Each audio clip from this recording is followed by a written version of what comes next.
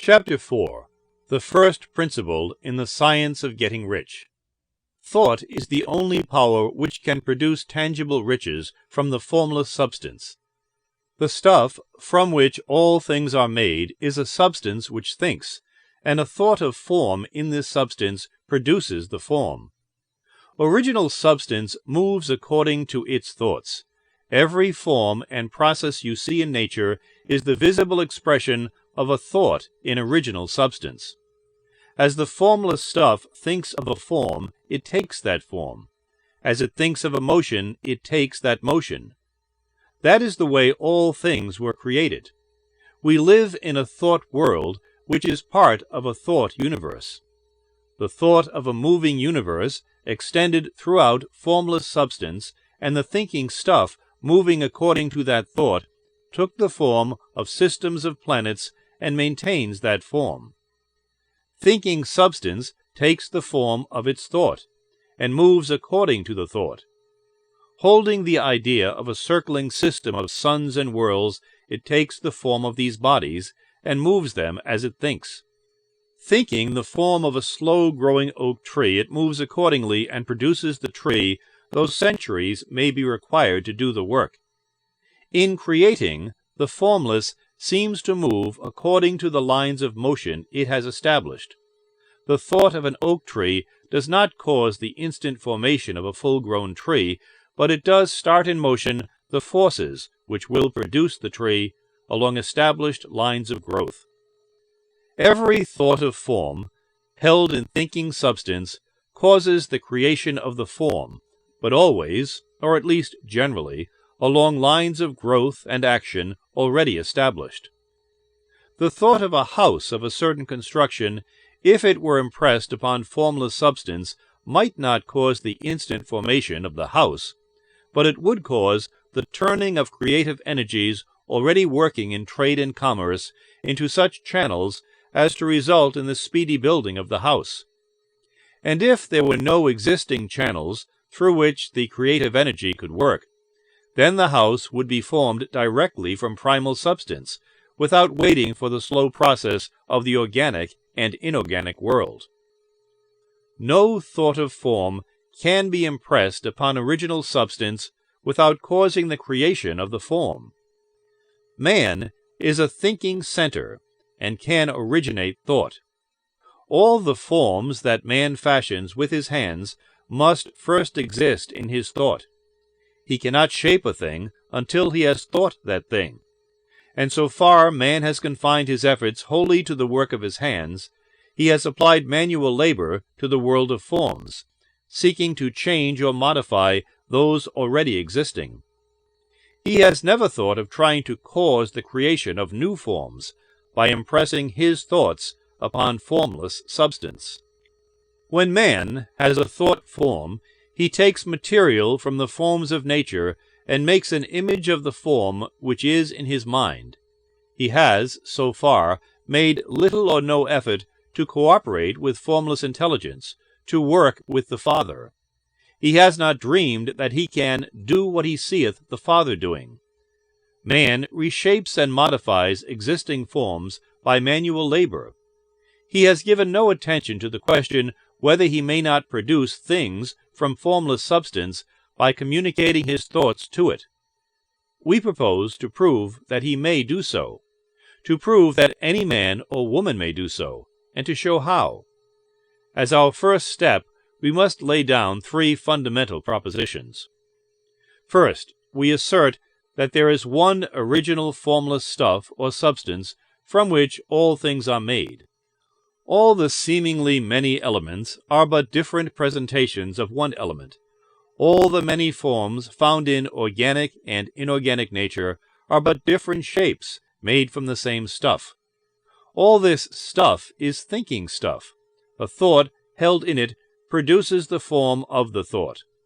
Thought in thinking substance produces shapes. Man is a thinking center capable of original thought. If man can communicate his thought to original thinking substance, he can cause the creation or formation of the thing he thinks about. To summarize this, there is a thinking stuff from which all things are made, and which, in its original state, permeates, penetrates, and fills the interspaces of the universe. A thought in this substance produces the thing that is imagined by the thought. Man can form things in his thought, and, by impressing his thought upon formless substance, can cause the thing he thinks about to be created. It may be asked if I can prove these statements, and without going into details, I answer that I can do so, both by logic and experience. Reasoning back from the phenomena of form and thought, I come to one original thinking substance, and reasoning forward from this thinking substance, I come to man's power to cause the formation of the thing he thinks about. And by experiment, I find the reasoning true, and this is my strongest proof. If one man who reads this book gets rich by doing what it tells him to do, that is evidence in support of my claim. But if every man who does what it tells him to do gets rich, that is positive proof, until someone goes through the process and fails. The theory is true until the process fails, and this process will not fail, for every man who does exactly what this book tells him to do will get rich. I have said that men get rich by doing things in a certain way, and, in order to do so, men must become able to think in a certain way. A man's way of doing things is the direct result of the way he thinks about things. To do things in a way you want to do them, you will have to acquire the ability to think the way you want to think. This is the first step toward getting rich. To think what you want to think is to think truth, regardless of appearances. Every man has the natural and inherent power to think what he wants to think, but it requires far more effort to do so than it does to think the thoughts which are suggested by appearances. To think according to appearance is easy. To think truth regardless of appearances is laborious, and requires the expenditure of more power than any other workman is called upon to perform. There is no labor from which most people shrink, as they do from that of sustained and consecutive thought. It is the hardest work in the world. This is especially true when truth is contrary to appearances. Every appearance in the visible world tends to produce a corresponding form in the mind which observes it, and this can only be prevented by holding the thought of the truth. To look upon the appearance of disease will produce the form of disease in your own mind, and ultimately in your body, unless you hold the thought of the truth, which is that there is no disease, it is only an appearance, and the reality is health. To look upon the appearance of poverty will produce corresponding forms in your own mind, unless you hold to the truth that there is no poverty, there is only abundance. To think health when surrounded by the appearances of disease, or to think riches when in the midst of appearances of poverty, requires power. But he who acquires this power becomes a master mind. He can conquer fate. He can have what he wants. This power can only be acquired by getting hold of the basic fact which is behind all appearances, and that fact is that there is one thinking substance from which and by which all things are made. Then we must grasp the truth that every thought held in this substance becomes a form, and that man can so impress his thoughts upon it as to cause them to take form and become visible things. When we realize this, we lose all doubt and fear, for we know that we can create what we want to create. We can get what we want to have, and can become what we want to be. As a first step toward getting rich, you must believe the three fundamental statements given previously in this chapter, and, in order to emphasize them, I repeat them here.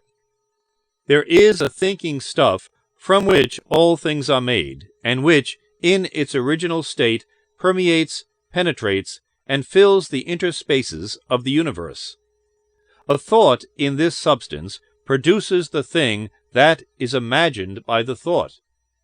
Man can form things in his thought, and, by impressing his thought upon formless substance, can cause the thing he thinks about to be created. You must lay aside all other concepts of the universe than this monistic one, and you must dwell upon this until it is fixed in your mind and has become your habitual thought. Read these creed statements over and over again, fix every word upon your memory, and meditate upon them until you firmly believe what they say. If a doubt comes to you, cast it aside as a sin. Do not listen to arguments against this idea. Do not go to churches or lectures where a contrary concept of things is taught or preached. Do not read magazines or books which teach a different idea. If you get mixed up in your faith, all your efforts will be in vain. Do not ask why these things are true, nor speculate as to how they can be true. Simply take them on trust. The science of getting rich begins with the absolute acceptance of this faith.